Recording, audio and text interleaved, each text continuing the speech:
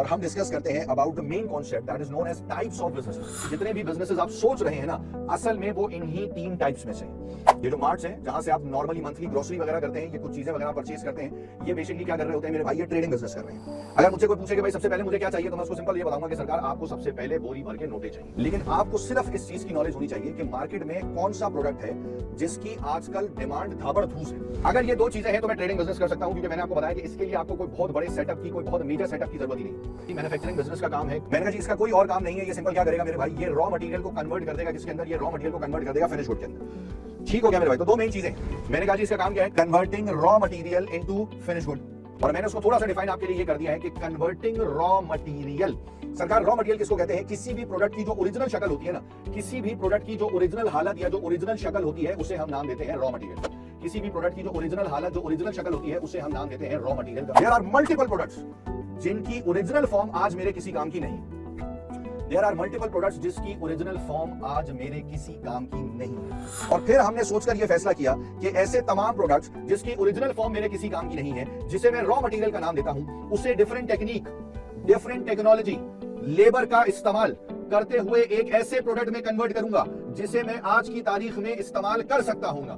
मैं उसको एक ऐसे प्रोडक्ट के अंदर कन्वर्ट करूंगा जिसे मैं आज की तारीख में इस्तेमाल कर सकता हूंगा। एंड मेरे भाई, that product will be considered as your finish good. Wood की ओरिजिनल फॉर्म किसी भी चीज के लिए इस्तेमाल नहीं हो रही है। सरकार, उसी वुड से बनाता हूं पेपर, लिखने के काम आता है। उसी वुड से बनाता हूं कुर्सियां, बैठने के काम आती हैं। उसी वुड से बनाता हूं बेड, सोने के काम आता है।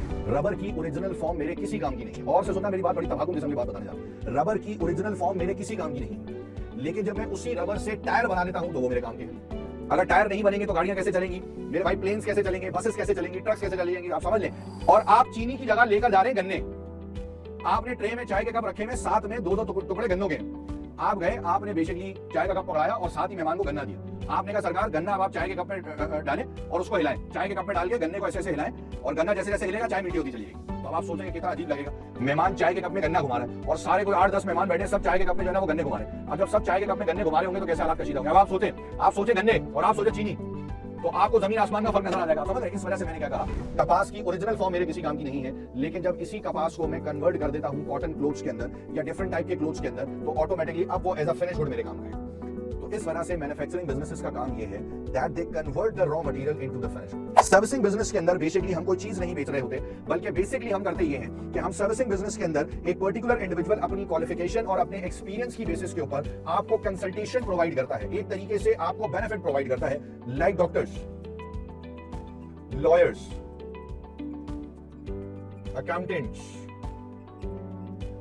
these are the person जो आपको कोई चीज बेच नहीं रहे हैं, बल्कि ये लोग क्या करते हैं, अपनी क्वालिफिकेशन और अपने एक्सपीरियंस की बेसिस के ऊपर आपको बेनिफिट प्रोवाइड करते हैं, आपको कंसल्टेशन प्रोवाइड करते हैं, आपके मसले का हल बताते हैं। Being a cost and management accounting, हमारा ताल्लुक सिर्फ और सिर्फ मैन्युफैक्चरिंग बिजनेस से है। मेरा ताल्लुक ट्रेडिंग बिजनेस से नहीं है, मेरा ताल्लुक सर्विसिंग बिजनेस से नहीं है। मैंने ये ट्रेडिंग बिजनेस और सर्विसिंग बिजनेस हैंड ओवर कर दिए हैं फाइनेंशियल अकाउंटिंग वाले को। अच्छा, अब ये मार्कर बनाकर मैं गया बेचने, और से सुनना मेरी बात, बड़ी तबाकू किस्म की बात बता दे रहा हूं। मैंने मार्कर बेचा 100 रुपए का,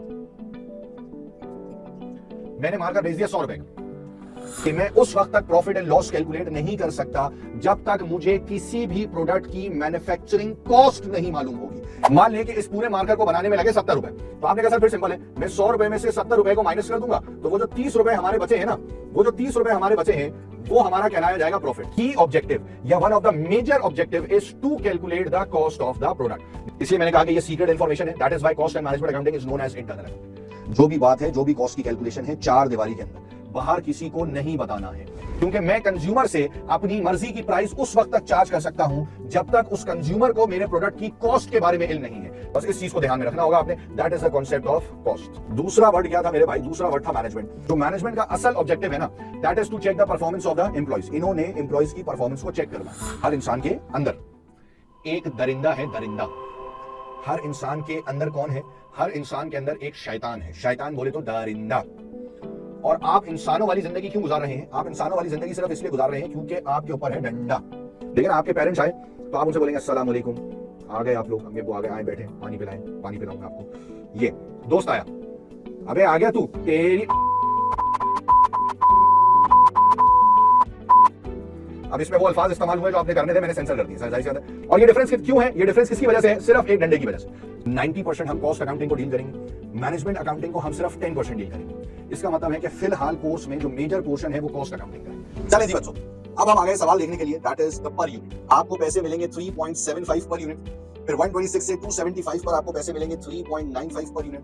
लेबर ने 690 यूनिट्स प्रोड्यूस किए हैं, मुझे उसकी कॉस्ट कैलकुलेट करनी है। मैंने लेबर से पूछा, लेबर मेरे बच्चे कितने यूनिट्स बनाए? उसने कहा सरकार 690 यूनिट्स। तो मैंने कहा जी 690 यूनिट्स की पेमेंट इस तरीके से होगी कि पहले 125 यूनिट पर तुम्हें मिलेंगे 3.75 पर यूनिट। 125 into 3.75 तो मैंने कहा 468.75। अच्छा, ये जो 126 से 275 है, अब इस स्लैब में 275 यूनिट्स तो नहीं बने होंगे ना। अब मुझे बेसिकली ये कैलकुलेट करना होगा कि भाई दूसरे स्लैब में टोटल नंबर ऑफ यूनिट्स कितने बने हैं। तो दूसरे स्लैब के यूनिट्स निकालने के लिए अब मैं 275 में से 125 को माइनस कर दूं। सरकार 275 माइनस 125 तो बचते हैं 150 यूनिट्स, और 150 यूनिट्स पर आपको कितने पैसे मिल रहे थे? 3.95। ये बनेगा 592.5। इन सबको प्लस कर दूंगा तो मेरे पास कैलकुलेट हो जाएगी टोटल कॉस्ट 2814.75।